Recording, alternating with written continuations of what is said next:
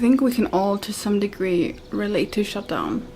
That space of feeling constantly exhausted and tired, demotivated and struggling to do the things we committed ourselves to. That's what shutdown feels like to me. A confusing place which sometimes also feels very lonely. It feels like a dance between wanting to practice discipline and consistency whilst my body is forcing me to do nothing at all. And yet, despite all of that, I believe that shutdown can too become a healing and empowering space to be in if we have the right tools. If you're new here, then this might not make a lot of sense. My name is Jen and I make videos like these where I document my life through the lens of the nervous system and show you how I use it to live a healthier and happier life. Alexa, play jazz. Here's a station you might like, Ultimate Jazz, free on Amazon Music. A few weeks ago, I was confronted with some family conflict, life changes, and study pressures, which, without me knowing it, triggered my nervous system to go into survival mode. I guess it felt like trying to keep me extra safe and brought me back to a familiar past self. The self that didn't know much better and used things like food and Netflix to give some sort of comfort. The days where I was in shutdown went by, and day by day I had less and less energy. Slowly I no longer worked out, the meals became more processed, and sweets felt like the only hit of energy I could get. I feel very grateful for the tools I now have that I didn't in my early 20s. Now I have this toolbox of practices I can reach for to slowly get my energy back. Shutdown itself is a wonderful place to rest and recharge, but when we spend too much time here, it gets harder and harder to get back into motion. So I thought I'd spend the day with you and share the small, comforting things I do to get back into emotional safety and out of shutdown. To use emotion to get into motion.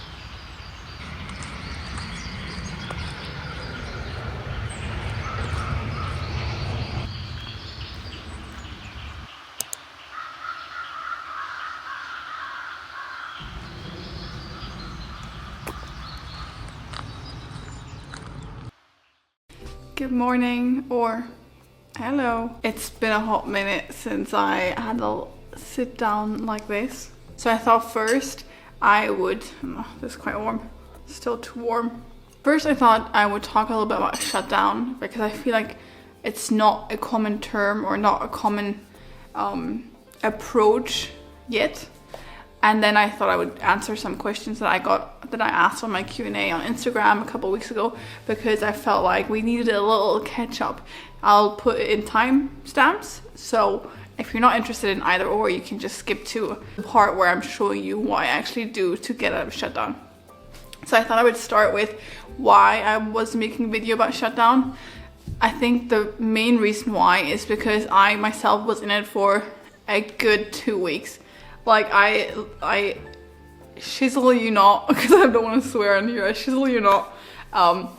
I was really in it, like no energy, barely wanted to get off the couch kind of days.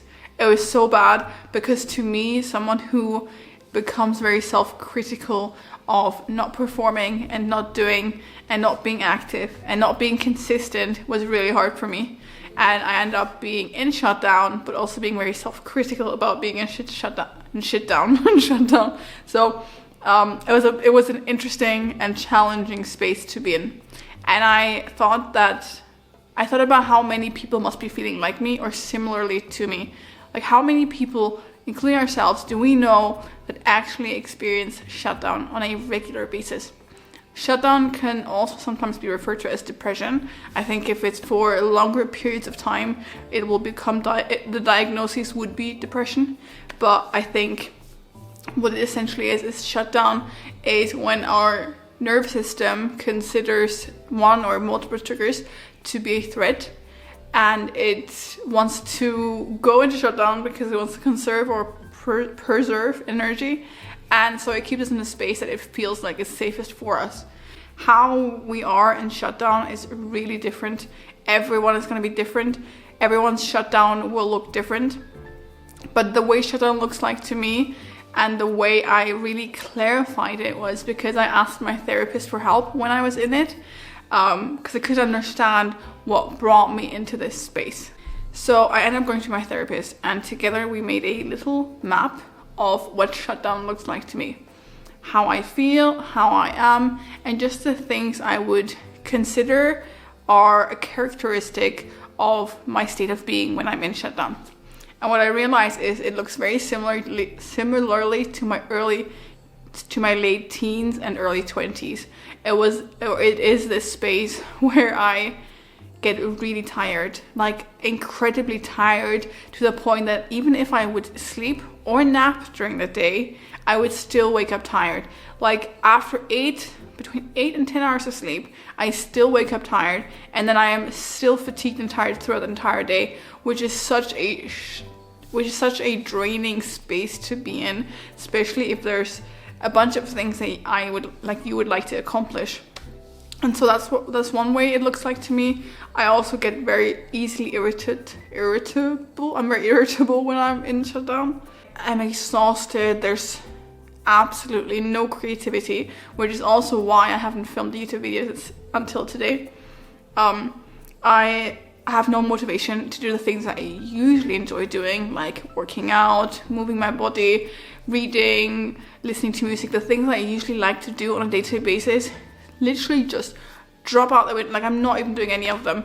And that's when I know that I am on a very low scale of shutdown, because to me it's not like one space. I feel like shutdown is a paradigm, like a whole scale of shutdown. And I think the lowest would be depression, like literally no willingness to live.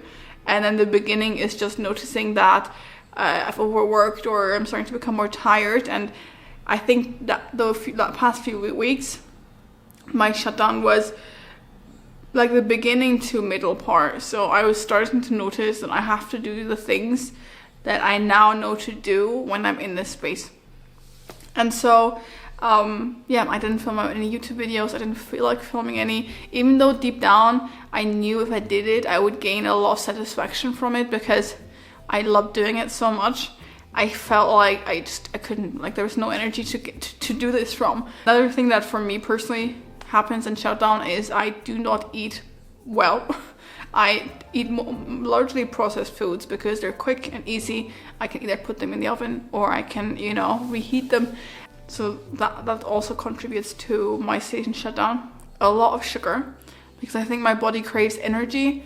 So I do tend to go for lots of sugary, lots of Coke Zero and things like that, just an attempt to get energy really from anywhere. And because I don't drink coffee, I think I'm getting it from those places. So yeah, that's what shutdown looks like to me. This may look different for everyone, and I also think the scale will look different for everyone. Everyone's low and everyone's starting point will be different. And the reason I also felt inspired to do this video was that it doesn't have to be like this.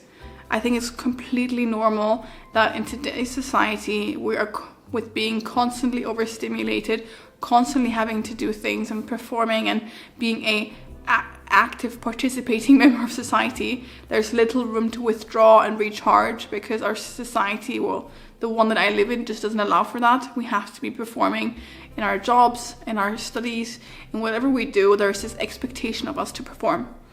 And because there's no space to retreat when we are in shutdown and to really accept it, I felt like, how can I make a video where I show people that shutdown isn't the space to be in. We don't have to be in. We don't have to be stuck in this. Stuck is like my boyfriend is shaving and he's laughing on the phone because he's having a phone call. But basically, we don't have to be in this space. When I grew up, I witnessed my mom going through depression, and I felt annoying to watch it. it felt annoying to know that the system that we were living in didn't provide more support than medication and time off work. Like, it was ridiculous, and I felt quite helpless back then as a teen, because as a child or teenager, there's not a lot that you can do.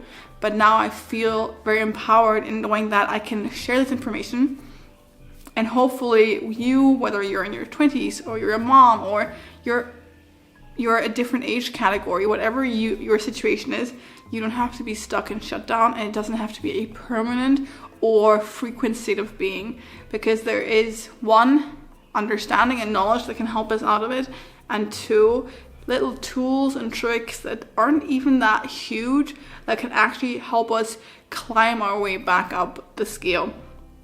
When I mean climb up, it literally, like, the way I imagine the vagal nerve and the nervous system regulation spectrum to look like is like this little ladder, and at the top we have safety, and at the bottom we have shutdown, and then in between we have fight, flight, and fawn. And if we're in shutdown, that means that we've had too much emotional overwhelm. Whatever stressor that means and looks like to each individual, but basically shutdown is the point where it's just been too much. Because in fight or flight, we can still function. We can still function with the anxiety. We can still function with the stimulation and the overworking, basically. And we can be active, even though we should rest. We can still manage it. I would call it functioning anxiety, functioning fight or flight. And then if we, Jesus Christ, the light just changes.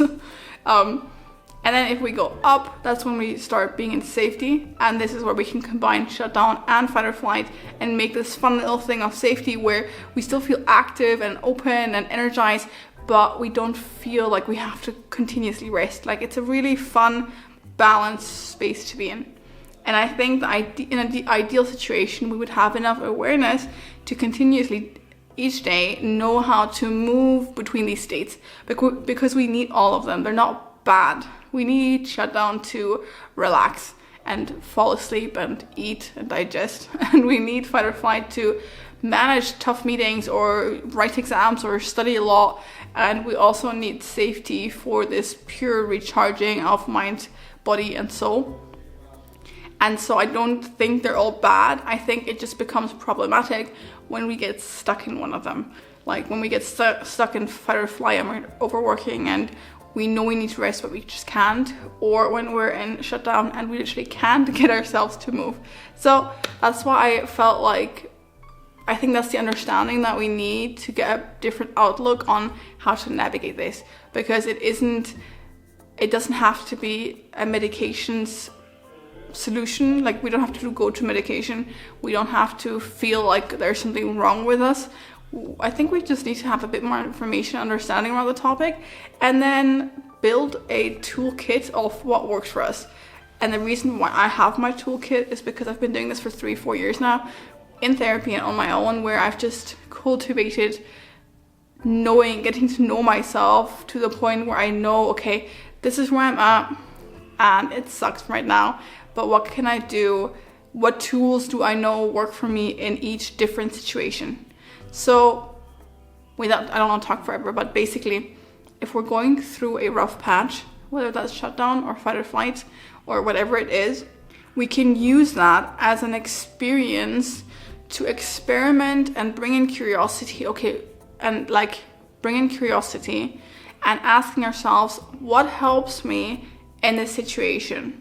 And by doing this in different situations, we build this toolkit of knowing, okay, so when I'm anxious, this helps. And if I'm in safety, this and this is what I like to do. And when I'm in shutdown, it helps us build this, this fun toolkit of self-confidence and self-capability, because we know what we need, we know how to meet our needs, we know how to assess where we are on the nervous system scale. So I think it's a very empowering space to be in. I think I just want to reframe it for you and for me, that this space too can be empowering. We don't have to feel like shit because we're not functioning or we're not performing or we're just in a different space. I think we can bring a lot more self-compassion into it. So that's enough for this blabber session. I hope it just gave a lot more insight into that. But if you've watched my previous videos, then you obviously have more understanding about this already. Now I'm going to do the Q&A bit, and it's not really Q&A, I'm just going to answer the most frequently asked questions right now. The first one being is why my posting schedule, why I haven't been posting as much on Instagram, and also a bit less on YouTube. It's mainly one, life has gotten a lot busier. I was able to take a lot of time off to dedicate fully on social media the beginning of this year and last year, the end of last year and beginning of this year, and I fully focused on it. My Instagram grew quite a bit then, and I was just starting to get into YouTube. And now it's a different space I am in. There's so much more things I'm doing. I am in my master's studies, and I'm doing what to me is the most challenging module, which is economics and math-based business courses. And then on top of that, I have starting a new job. I'm going to be a social media manager for an incredible company. I did a few trial days a few months ago with the company, and I was really blown away at their completely way of operating. And I was a bit sad because one position didn't work out, but then they came back to me with 2 different positions. One also wasn't a good fit because I can't commit to 80% work right now. But then they came with a third, which was perfect, and it made complete sense why the other ones weren't meant to be, because this role is meant to be for me. I feel like with where I'm at right now with my skills and my space in my career.